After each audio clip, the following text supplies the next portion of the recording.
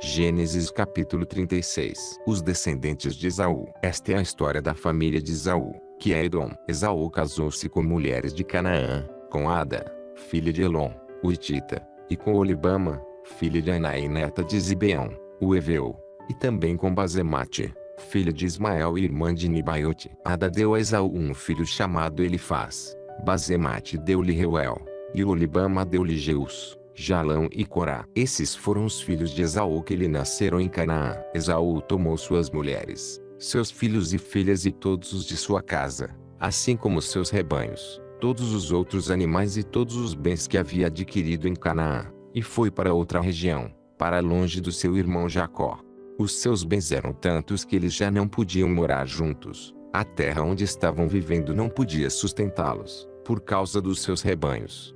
Por isso Esaú, que é Edom, fixou-se nos montes de Seir. Este é o registro da descendência de Esaú, pai dos Edomitas, nos montes de Seir. Estes são os nomes dos filhos de Esaú: Elifaz, filho de Ada, mulher de Esaú, e Reuel, filho de Basemate, mulher de Esaú. Estes foram os filhos de Elifaz: Temã, Omar, Zefô, Gaetã e Kenaz. Elifaz, filho de Esaú, tinha uma concubina chamada Tina, que lhe deu um filho chamado Amaleque. Foram esses os netos de Ada, mulher de Esaú. Estes foram os filhos de Reuel: Naate, Zerá, Samá e Mizá. Foram esses os netos de Basemate, mulher de Esaú. Estes foram os filhos de Olibama, mulher de Esaú, filha de Aná e neta de Zibeão, os quais ela deu a Esaú: Jeus, Jalão e Corá. Foram estes os chefes dentre os descendentes de Esaú, os filhos de Elifaz, filho mais velho de Esaú: Temã, Omar, Zefô, Kenaz, Corá, Gaetã e Amaleque. Foram esses os chefes descendentes de Elifaz em Edom, eram netos de Ada. Foram estes os filhos de Reuel, filho de Esaú, os chefes Naate, Zerá, Samá e Mizá. Foram esses os chefes descendentes de Reuel em Edom, netos de Basemate, mulher de Esaú. Foram estes os filhos de Olibama, mulher de Esaú, os chefes Jeus, Jalão e Corá. Foram esses os chefes descendentes de Olibama, mulher de Esaú, filha de Aná. Foram esses os filhos de Esaú, que é Edom, e esses foram os seus chefes. Estes foram os filhos de Seir, o Oreu, que estavam habitando aquela região: Lotã, Sobal, Zibeão e Aná, Dizon, Ezer e Dizã. Esses filhos de Seir foram chefes dos Oreus no território de Edom. Estes foram os filhos de Lotã: Orima. Tina era irmã de Lotã. Estes foram os filhos de Sobal: Alvã, Manaate, Ebal, Sefo e Onã. Estes foram os filhos de Zibeão: Aia e Aná. Foi esse Aná que descobriu as fontes de águas quentes no deserto, quando levava para pastar os jumentos de Zibeão, seu pai. Estes foram os filhos de Aná: Dizon e Olibama, a filha de Aná. Estes foram os filhos de Dizon: Endã, Esbã, Itrã e Querã. Estes foram os filhos de Exer: Bilã, Zevã e Ecã. Estes foram os filhos de Dezã: Uzerã. Estes foram os chefes dos Oreus: Lotã, Sobal, Zibeão, Aná, Dizon, Ezer e Dizã. Esses foram os chefes dos Oreus, de acordo com as suas divisões tribais na região de Seir. Os chefes de Edom. Estes foram os reis que reinaram no território de Edom antes de haver rei entre os israelitas. Belá, filho de Beor, reinou em Edom. Sua cidade chamava-se Dinabá. Quando Belá morreu, foi sucedido por Jobabe, filho de Zerá, de Bosra. Jobabe morreu, e Uzã, da terra dos Temanitas, foi o seu sucessor. Uzã morreu, e Hadade,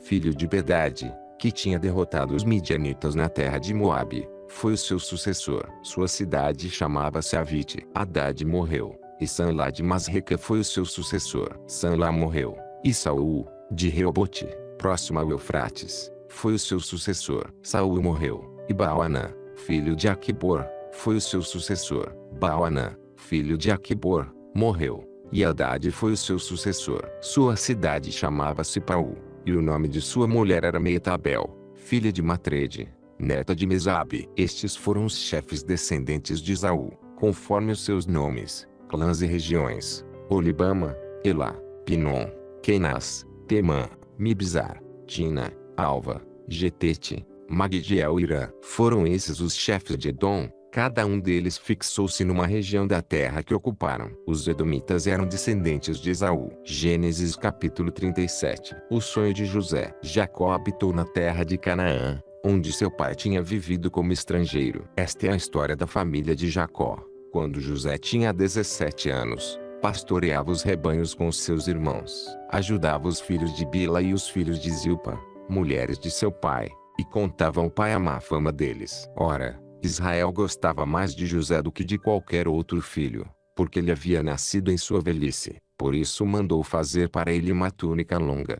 Quando seus irmãos viram que o pai gostava mais dele do que de qualquer outro filho, odiaram-no e não conseguiam falar com ele amigavelmente.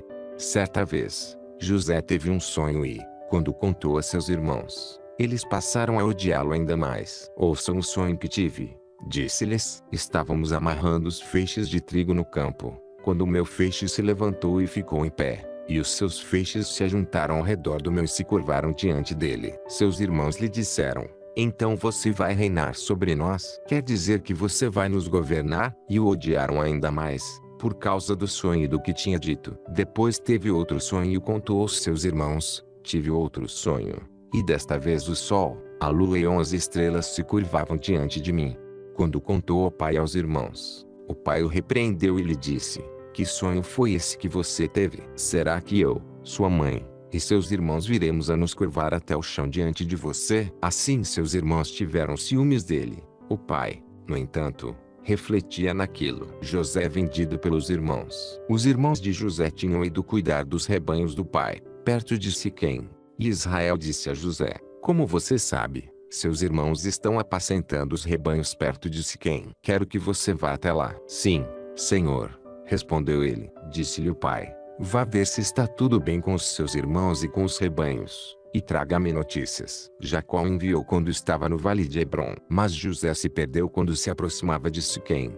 Um homem o encontrou vagueando pelos campos e lhe perguntou: que é que você está procurando? Ele respondeu: procuro meus irmãos. Pode me dizer onde eles estão apacentando os rebanhos? Respondeu um homem: eles já partiram daqui. Eu os ouvi dizer: vamos para Dotã. Assim José foi em busca dos seus irmãos e os encontrou perto de Dotã. Mas eles o viram de longe e, antes que chegasse, planejaram matá-lo. Lá vem aquele sonhador, diziam uns aos outros. É agora. Vamos matá-lo e jogá-lo num destes poços, e diremos que um animal selvagem o devorou. Veremos então o que será dos seus sonhos. Quando Rubem ouviu isso, tentou livrá-lo das mãos deles, dizendo: não lhe tiremos a vida. E acrescentou: não derramem sangue. Joguem-no naquele poço no deserto, mas não toquem nele. Rubem propôs isso com a intenção de livrá-lo e levá-lo de volta ao pai. Chegando José, seus irmãos lhe arrancaram a túnica longa, agarraram-no e o jogaram no poço, que estava vazio e sem água. Ao se assentarem para comer,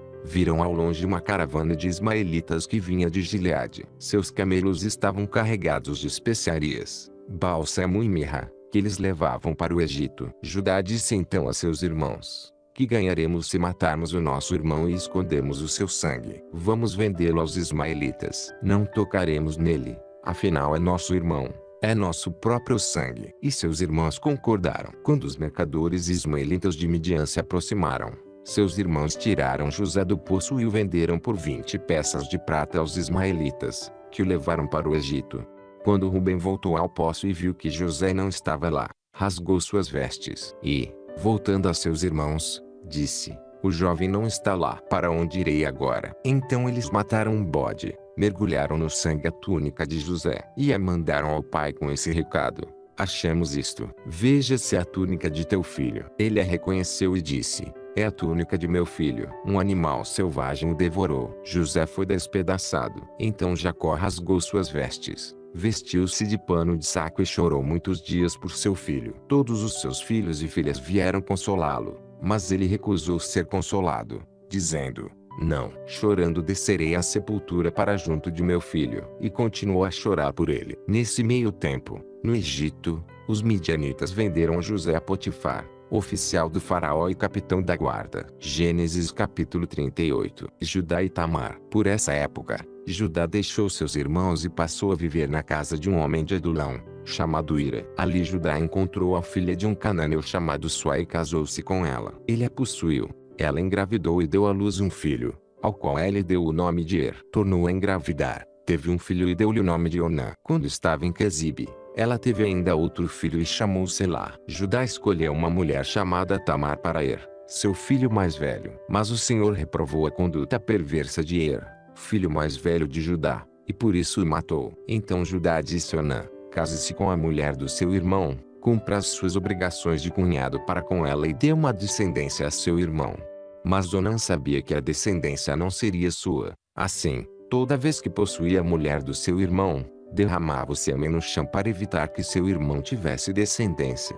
O Senhor reprovou o que ele fazia, e por isso o matou também. Disse então Judá a sua nora Tamar: more como viúva na casa de seu pai até que o meu filho Selá cresça, porque temia que ele viesse a morrer, como seus irmãos. Assim Tamar foi morar na casa do pai. Tempos depois morreu a mulher de Judá, filha de Suá. Passado o luto, Judá foi ver os tosqueadores do seu rebanho em Tina com seu amigo Ira, o adulamita. Quando foi dito a Tamar: seu sogro está a caminho de Tina para tosquear suas ovelhas, ela trocou suas roupas de viúva, cobriu-se com um véu para se disfarçar e foi sentar-se à entrada de Naim, que fica no caminho de Tina. Ela fez isso porque viu que, embora Selá já fosse crescido, ela não lhe tinha sido dado em casamento. Quando a viu, Judá pensou que fosse uma prostituta, porque ela havia encoberto o rosto. Não sabendo que era sua nora, dirigiu-se a ela, à beira da estrada, e disse: venha cá, quero deitar-me com você. Ela lhe perguntou: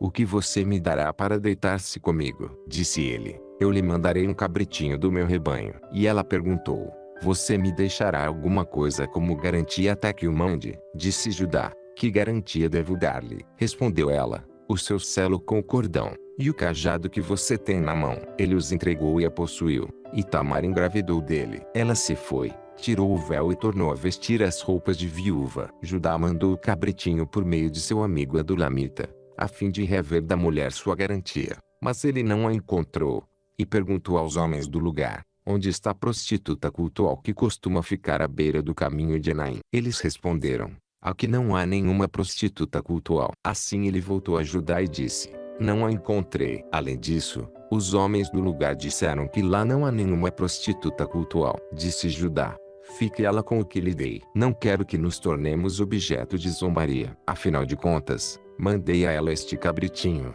mas você não a encontrou. Cerca de 3 meses mais tarde, disseram a Judá: sua nora Tamar prostituiu-se, e na sua prostituição ficou grávida. Disse Judá: tragam-na para fora e queimem-na viva. Quando ela estava sendo levada para fora, mandou o seguinte recado ao sogro: estou grávida do homem que é dono destas coisas. E acrescentou: veja se o Senhor reconhece a quem pertencem este selo, este cordão e este cajado. Judá os reconheceu e disse: ela é mais justa do que eu, pois eu devia tê-la entregue a meu filho Selá. E não voltou a ter relações com ela. Quando lhe chegou a época de dar à luz, havia gêmeos em seu ventre. Enquanto ela dava à luz, um deles pôs a mão para fora. Então a parteira pegou um fio vermelho e amarrou o pulso do menino, dizendo: este saiu primeiro.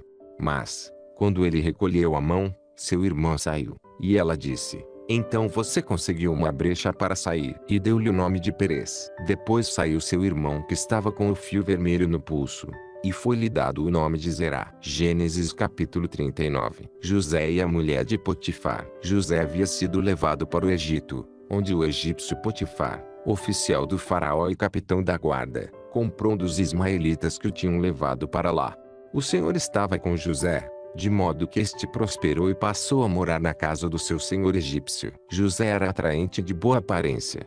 Quando este percebeu que o Senhor estava com ele e que o fazia prosperar em tudo o que realizava, agradou-se de José e tornou-o administrador de seus bens. Potifar deixou a seu cuidado a sua casa e lhe confiou tudo o que possuía. Desde que o deixou cuidando de sua casa e de todos os seus bens, o Senhor abençoou a casa do egípcio por causa de José. A bênção do Senhor estava sobre tudo o que Potifar possuía, tanto em casa como no campo. Assim, deixou ele aos cuidados de José tudo o que tinha, e não se preocupava com coisa alguma, exceto com sua própria comida. E, depois de certo tempo, a mulher do seu senhor começou a cobiçá-lo e o convidou: venha, deite-se comigo. Mas ele se recusou e lhe disse: meu senhor não se preocupa com coisa alguma de sua casa, e tudo o que tem deixou aos meus cuidados. Ninguém desta casa está acima de mim. Ele nada me negou, a não ser a senhora, porque é mulher dele. Como poderia eu, então, cometer algo tão perverso e pecar contra Deus? Assim,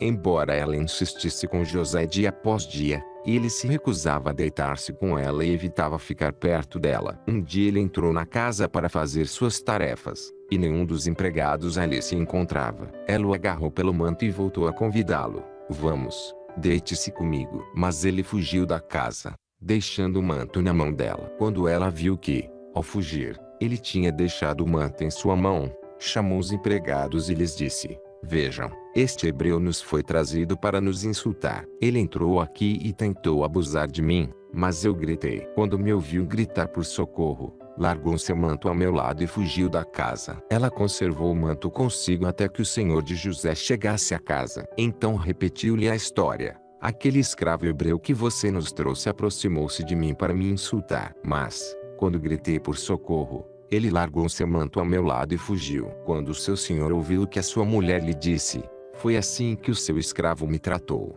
Ficou indignado. Mandou buscar José e lançou-o na prisão em que eram postos os prisioneiros do rei. José ficou na prisão, mas o Senhor estava com ele e o tratou com bondade, concedendo-lhe a simpatia do carcereiro. Por isso o carcereiro encarregou José de todos os que estavam na prisão, e ele se tornou responsável por tudo o que lá sucedia. O carcereiro não se preocupava com nada do que estava a cargo de José, porque o Senhor estava com José e lhe concedia bom êxito em tudo o que realizava. Gênesis capítulo 40. O chefe de vinhos e o padeiro. Algum tempo depois, o copeiro e o padeiro do rei do Egito fizeram uma ofensa ao seu senhor, o rei do Egito. O faraó irou-se com os dois oficiais, o chefe dos copeiros e o chefe dos padeiros, e mandou prendê-los na casa do capitão da guarda, na prisão em que José estava. O capitão da guarda os deixou aos cuidados de José, que os servia. Depois de certo tempo, o copeiro e o padeiro do rei do Egito, que estavam na prisão, sonharam. Cada um teve um sonho, ambos na mesma noite, e cada sonho tinha a sua própria interpretação. Quando José foi vê-los na manhã seguinte, notou que estavam abatidos. Por isso perguntou aos oficiais do faraó, que também estavam presos na casa do seu senhor: por que hoje vocês estão com um semblante triste? Eles responderam: tivemos sonhos, mas não há quem os interprete. Disse-lhe José: não são de Deus as interpretações? Contem-me os sonhos. Então o chefe dos copeiros contou o seu sonho a José: em meu sonho vi diante de mim uma videira, com 3 ramos. Ela brotou, floresceu e deu uvas que amadureciam em cachos. A taça do faraó estava em minha mão. Peguei as uvas, e as espremi na taça do faraó, e a entreguei em sua mão. Disse-lhe José: esta é a interpretação. Os 3 ramos são 3 dias. Dentro de 3 dias o faraó vai exaltá-lo e restaurá-lo à sua posição, e você servirá a taça na mão dele, como costumava fazer quando era seu copeiro. Quando tudo estiver indo bem com você, lembre-se de mim e seja bondoso comigo. Fale de mim ao faraó e tire-me desta prisão, pois fui trazido à força da terra dos hebreus, e também aqui nada fiz para ser jogado neste calabouço. Ouvindo o chefe dos padeiros essa interpretação favorável, disse a José: eu também tive um sonho. Sobre a minha cabeça havia 3 cestas de pão branco. Na cesta de cima havia todo tipo de pães e doces que o faraó aprecia, mas as aves vinham comer da cesta que eu trazia na cabeça. E disse José: esta é a interpretação. As 3 cestas são 3 dias. Dentro de 3 dias o faraó vai decapitá-lo e pendurá-lo numa árvore, e as aves comerão a sua carne. 3 dias depois era o aniversário do faraó, e ele ofereceu um banquete a todos os seus conselheiros. Na presença deles reapresentou o chefe dos copeiros e o chefe dos padeiros. Restaurou a sua posição o chefe dos copeiros, de modo que ele voltou a ser aquele que servia a taça do faraó. Mas ao chefe dos padeiros mandou enforcar, como José lhes dissera em sua interpretação. O chefe dos copeiros, porém, não se lembrou de José. Ao contrário, esqueceu-se dele.